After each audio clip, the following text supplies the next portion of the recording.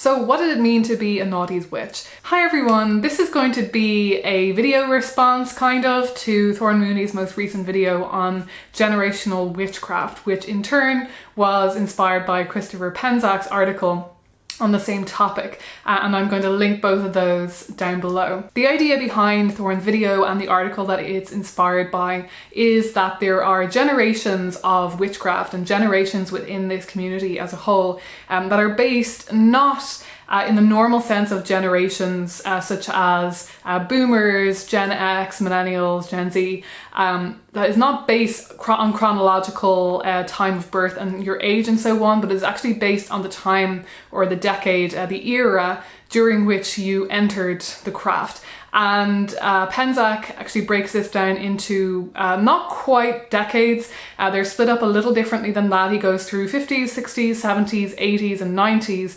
And then when we go into the noughties and beyond, things get a little bit complicated. I think probably in large part because that's where the internet becomes a thing, right? That's where the internet starts to play a role in the culture of witchcraft and the ways in which it was moving forward and people's perceptions of the words witch and Wicca and so on. So according to Penczak's model, I am a noughties witch because I first encountered witchcraft, I first entered the community in the early to mid noughties. And yes, we're going to be using the term noughties. I feel like somebody coined that term as a joke at some point in the 90s and then somehow it just stuck, which is a little bit embarrassing, but I honestly can't bring myself to call it anything else. So I came to witchcraft in the noughties, and whereas Thorn came to witchcraft in the 90s. And that's part of why I decided to make this video, because I was actually quite interested in the similarities, of which there are many, and the slight differences maybe between our experiences. One of the main things that I'm going to talk about in this video with my own experience is the difference between Thorn's very community focused experience of witchcraft and my own extremely solitary one. I don't know if this comes down at all to a generational difference, but I do feel that maybe the time that I came into this community was actually part of the reason that I did remain so completely solitary over time. I have to imagine that a lot of this is down to personality and down to the resources that you find and the things that interest you as well. I can't imagine that this is, you know, predominantly generational, but I do think that it's interesting that is one of the only and main differences between my own experience of those early days and Thorn's. So what did it mean to be a noughties witch? Well, back in the early noughties, first of all, witchcraft and Wicca were still seen as pretty much synonymous. There was a bit of a movement towards differentiating them and acknowledging that while you were probably going to be a witch if you were a Wiccan, or you had to be a witch to be a Wiccan, that if you were a witch, you weren't necessarily a Wiccan. That was starting to seep into the taxonomy at the time, but there was still a lot of conflation between the two, especially because of the resources that were mostly still available to people, and that the big shift that came about in the mid-noughties that Christopher Penczak talked about hadn't occurred yet, that it was still on that cusp of the idea of witchcraft and Wicca changing and the entire community broadening and starting to incorporate a lot of different takes on witchcraft. I discussed this before a bit in my video about my first ever witchy book that I made years and years ago now. I'll link that up in the cards if you're interested in going and checking that out. But I first discovered that witchcraft was a thing, that there were actual real adults out there in the real world practicing witchcraft in, I think it was 2003. I was 14 going on 15. So to put you back into Ireland in 2003, the internet was absolutely a thing. Google was a thing, forums were a thing, but I will say that the having ready access constantly to the internet and trawling it for information and picking up on cultural trends and having a broad picture of what's going on in the world just by being connected to the internet at all times, that was absolutely not a thing. The internet was very much still a specific tool that you used. You would go and you would type in a specific website, for example, rather than having apps at your disposal all the time that would be pointing you in multiple different directions at all times. It was still early days, basically, and we still hadn't hit Web 2.0 at all. So there was no way that I was going to encounter this idea just through random internet browsing. It was very definitely somebody in my real life, and I was fascinated. So I did go online, I did a Google search, and the first thing that came up was The Witch's Voice, which was, if you haven't heard of The Witch's Voice, I mean, you just need to find out what it was. It was fantastic. It was, I think it started in the late 90s, and by the time I discovered it, it was absolutely just, it was very well established, and it was full of articles, and but one of the most important key parts of The Witch's Voice was that you could also, everyone could set up a profile for themselves, either a personal profile or a group profile, and you could search for people in your area by, you know, going in and telling it what country you were in, what city, and so on.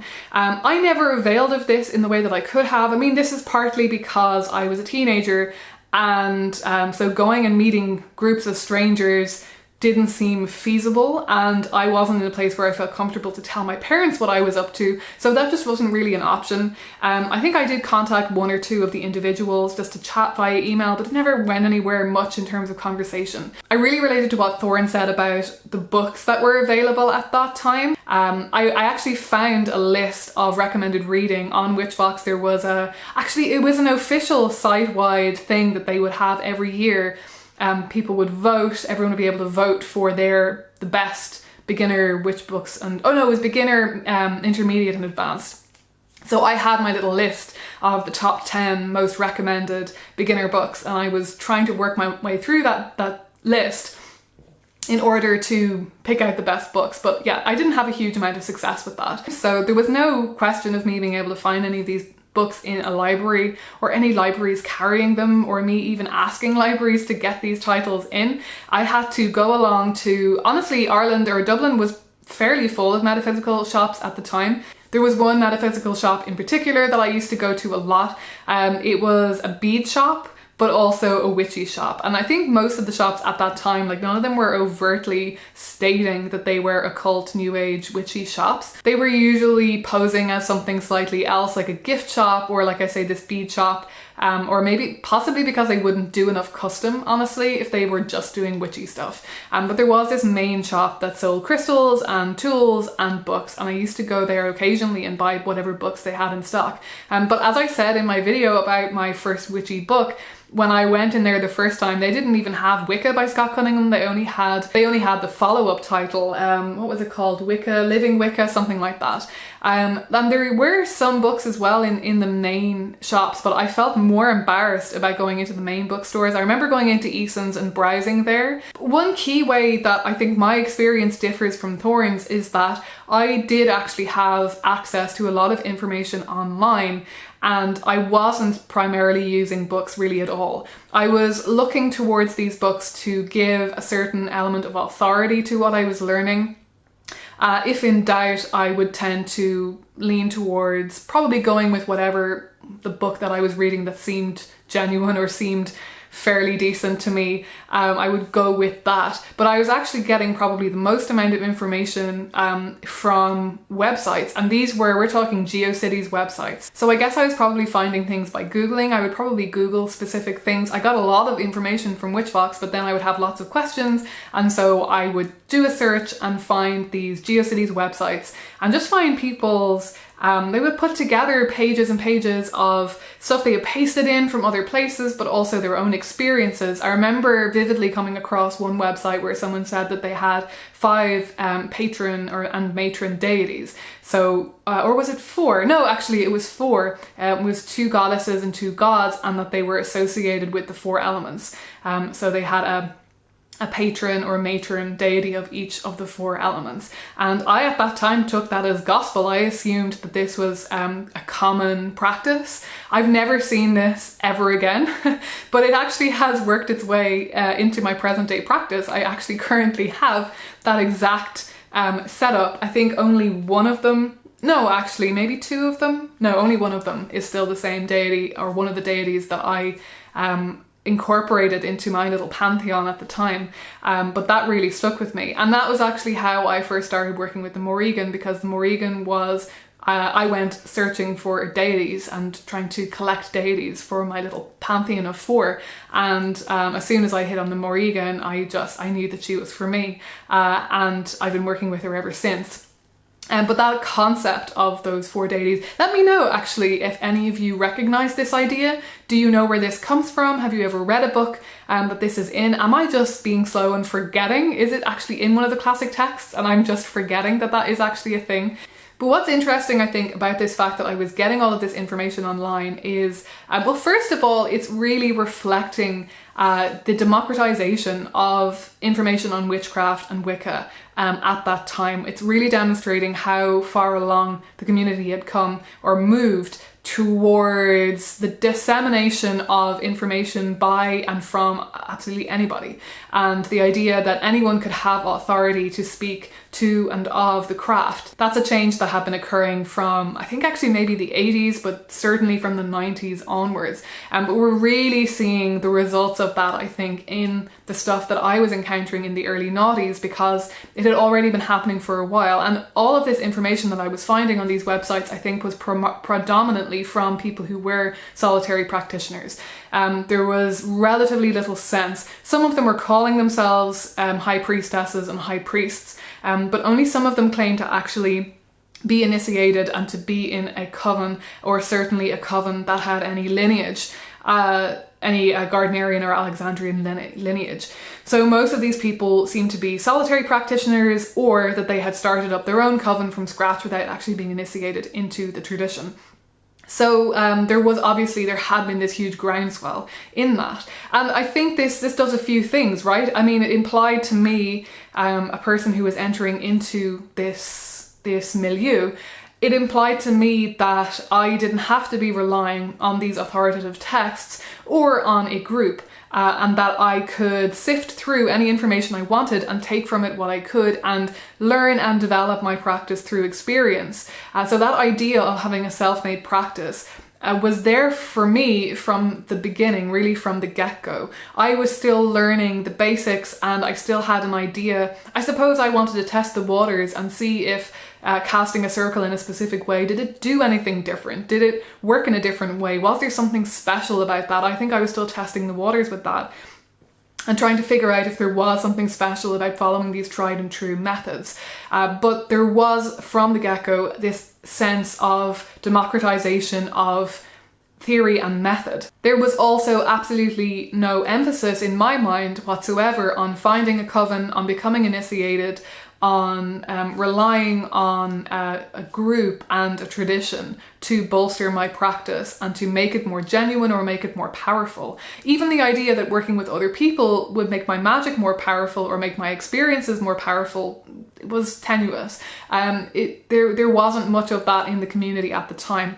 And so I didn't really see a lot of incentives for looking for a group. I thought it could be fun if I might do that in the future. I thought it would be interesting to be able to talk to people in person. I thought it would be interesting to have a group ritual experience and see how different it was, but there was nothing in particular pulling me towards that. And I think it's interesting to contrast that with a lot of the more prominent 90s witches like Thorne and actually Christopher Penczak himself as well, who wrote the article, and both of them are 90s witches. They entered the craft in the 90s. And I think, now I'm not totally sure about Christopher Penczak, but I know that Thorne I don't know that she entered a coven early on, but she certainly wanted to, and she is a Gardnerian Wiccan.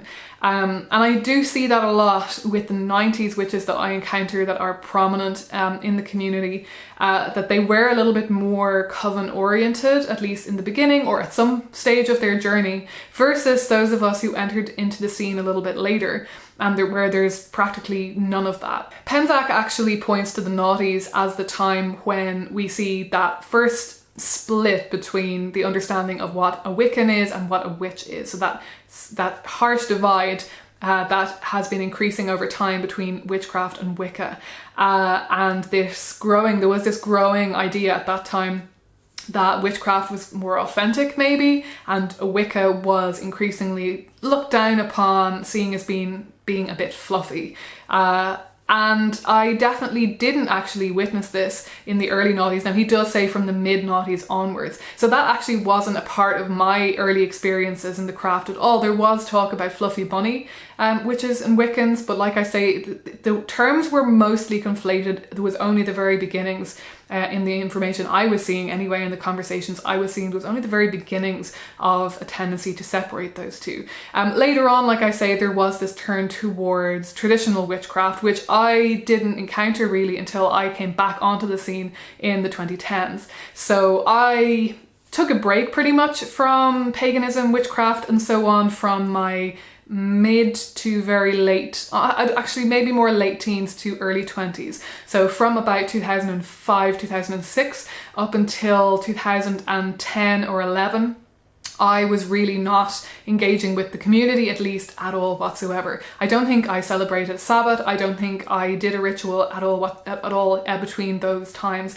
I was pretty much aspiritual. And actually, I feel that when I was entering the community in the 2010s, this idea of traditional witchcraft seemed very new to me. And I don't remember that really gathering a lot of weight and momentum until more into the mid 2010s. But of course, I wasn't around for that chunk of time. So obviously, I could be completely wrong. But this is another element that becomes relevant to my own journey as a pagan witchy person, because I had such a long gap and re-entered the community in my adulthood. I feel like I'm a noughties, I was a noughties teen witch, but in a way now I'm a 2010s witch. There's very, very little of my practice that has persisted from the noughties up into the present. So I definitely had a second birthing of sorts at that time. And I was interested to see him classify that period in that way. He talks then about the 2010s up to the present as more about activism witchcraft, and again I think that's a phase that I saw come into play really only in the late 10s, and that doesn't play such a strong role in my own identifications as a pagan, a witch, spiritual practitioner, because I had already found my identity and rooted myself in the community in the early 2010s, when, for me anyway, I wasn't seeing that really being a thing. But I definitely find myself wondering now, considering that timeline, how much of an impact did that shift towards separating Wicca and witchcraft? How much did that actually have an impact on on the decisions that I made when I was re-entering the community? When I first came back into the community, when I first started testing the waters again and doing ritual again, I was really falling back on something quite Wiccan. The people that I was following mostly on YouTube were traditional Wiccans, actually. I think even more so than when I was a teenager, I was interested in rooting myself in tradition. For the first time ever, I was reading some of the classic texts. I was reading Gardner. I was learning more about those early decades and how the craft developed. I read Hutton around that time. I was immersing myself and trying to figure out not only how the craft could serve me and how I would fit into it, but also what it actually was and how it had come about. And I was looking for something, I think, that would be quite structured and maybe even potentially for an in-person community in those early days, so around 2010 when I first started reading and thinking about it and sort of practicing a bit. The more I delved into things at that time, the more I decided that Wicca was not for me, and I made a video quite recently, actually, in the last year or so. I'll link that in the cards up above as well. But I came to this conclusion that Wicca actually, no, it wasn't for me. And part of that was what I felt was an emphasis on deity and on mysticism that I didn't feel ready to embrace and to engage with and to accept into my worldview. And at the time, like I say, I think I felt I didn't have enough faith. I felt I didn't believe in the gods in the right way. And I was just very excited and relieved that when I realized that I could actually have a pantheistic practice that didn't require deity. But also, I'm realizing now, that didn't require woo. There was a lot of conversation in general in the community about woo-woo things and that being denigrated. And I think at the time I thought that this was coming out of the naturalistic pagan communities that I was moving in more predominantly, and I guess I felt more comfortable to slot myself into that take on things, and it just seemed to make sense to me, and I was assuming that most pagans were of the woo variety. But what I didn't realise at the time, and I'm now realising potentially from Penczak's article, is that denigration of the woo was not just coming from specific corners of the pagan umbrella of the very much less mysticism and deity oriented pagan umbrella, but actually also from people who were breaking from Wicca and moving towards traditional witchcraft and insisting that witchcraft was something different, and that maybe it was something more gritty, more authentic. There was a big move, as Penczak said, there was a big move towards local witchcraft, so people really digging into their own locales' history of cunning folk, witchcraft and that kind of thing, folk magic.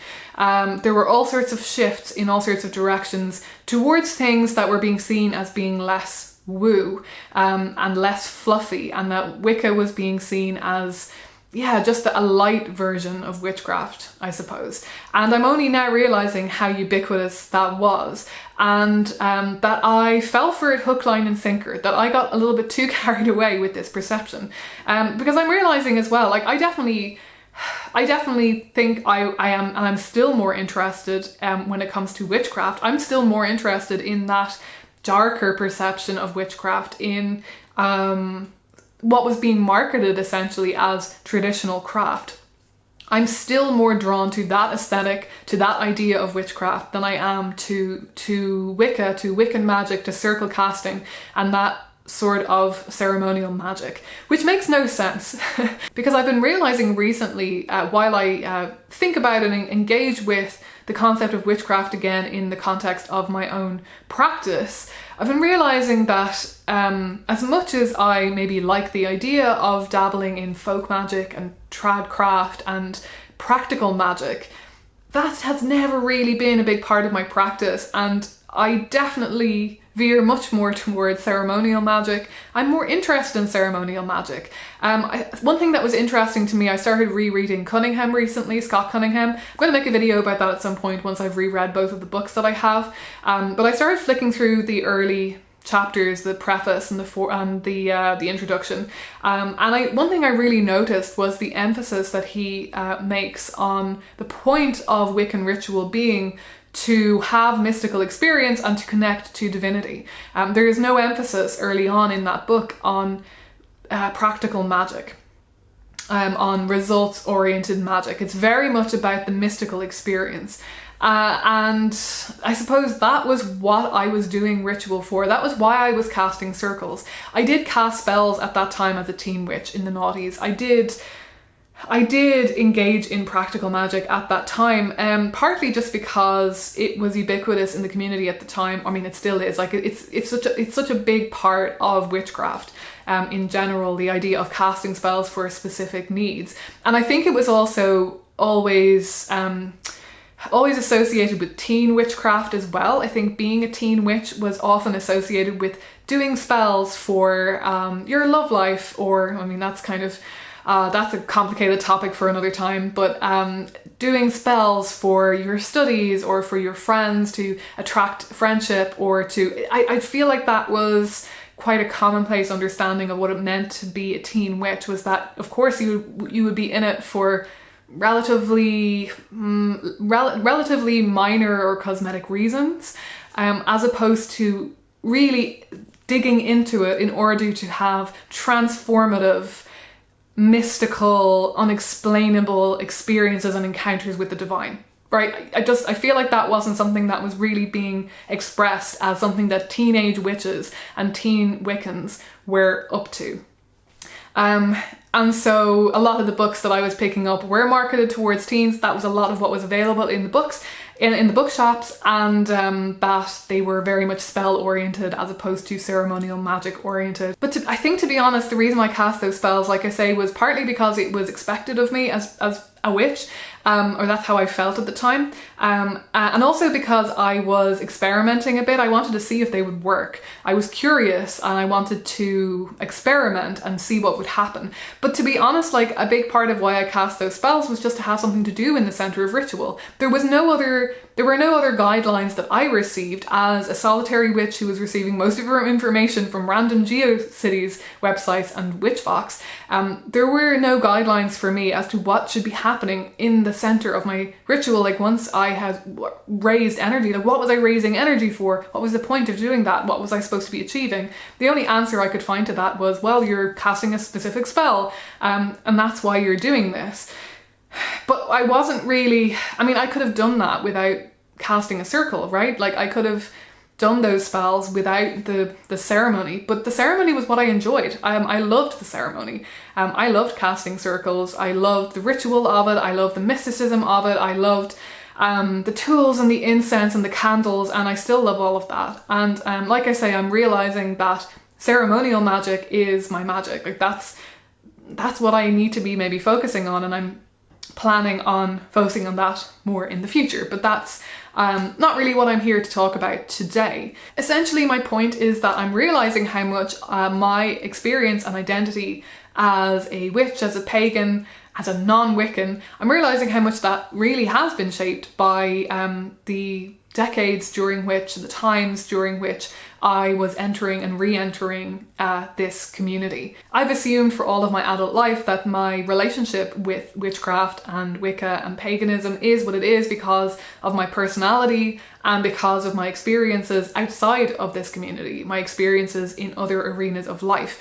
I think there's a lot to be said for keeping up to date and not getting too stuck in your ways when it comes to such a fast-paced, fast-changing community. I think if we want to have conversations with other witches, I think we actually need to be able to remember that their perspectives are different because they have entered the craft at a different time, or that they have been taught completely different things about the meaning of some very fundamental words that we use. But yeah, I never thought that I would be coming to a conclusion that first of all, that I didn't ever engage with a coven or any group practice, especially as a teen witch, that was never something that I sought, and that I didn't really stick with Wicca, but also that I went such a naturalistic direction in my 20s, that I was so hell-bent on being not woo. I think the last thing I want to say about having been an early noughties teen witch is that there was a huge emphasis in the community, in the conversations that I was witnessing at that time, on not being a fluffy bunny. But there weren't an awful lot of explanations as to how you could go about not being a fluffy bunny, apart from just knowing what you were doing and thinking things through before you did them, and actually just doing a bit of reading and not diving into the deep end. In hindsight, I can see how that was an unsatisfying answer, especially to something that was being posited as so important at the time, and so prevalent. Everyone was saying how prevalent these fluffy bunny teen witches were, and it was hard not to worry that you actually perhaps were one of those fluffy bunnies. But yeah, I think in hindsight I can see how hollow I ended up finding the craft and finding Wicca. And it was partly because it was relatively difficult to find information. It was hard to even figure out where to go from there. It was hard to even figure out what topics I should dig into after Wicca in order to enhance my practice, because there was really relatively few books and solid pieces of information that I was actually able to find at the time. But I think there was also this tendency towards secrecy. There was a lot of references to the mysteries of the craft, the mysteries of Wicca, and some of that was a hangover, and of course some of that is still relevant today in terms of oathbound covens and so on. And like I say, I think there was this sense at the time that maybe that wasn't even what we were supposed to be looking for as teen witches. I do think that problem is probably a big part of why the split did occur in the taxonomy and the understanding of Wicca and witchcraft being two different things, and the desire for witchcraft to be grittier and more authentic and have more to it. I can understand why that happened, because I think if you take an oath-bound tradition and then try to make it available to solitary practitioners, you're going to end up with something that maybe does ring a little bit hollow. But at the end of the day, the traditional witchcraft angle, while I find it very fascinating and I love some of the aesthetics of it, probably again because it was so foundational to my own journey when I re-entered the community. While all of that is great and all, I don't think it is doing something quite different, and it's not doing something that I was looking for. Okay, I'm gonna have to leave it there because I've run out of time for this video, but I highly recommend that you go and watch Thorn's video, and especially that you read Christopher Penczak's article. It's fairly lengthy and it's really interesting. I think it's making an interesting point that I've never seen made in quite this way before. And I'd love to know about your experiences. What decade or what period did you enter if maybe not the craft, because maybe you don't consider yourself to be a witch or moving in witchcraft circles, but the spiritual community? At what point did you begin your journey, and what impact do you think that had on the choices that you made and the things that interest you, and the ways that you have, the directions that you've moved in? Yeah, do let me know. I'd absolutely love to hear that in the comments down below. Thanks a million for watching. Don't forget to like and subscribe if you haven't already, if you enjoyed this video, and I'll be talking to you again soon.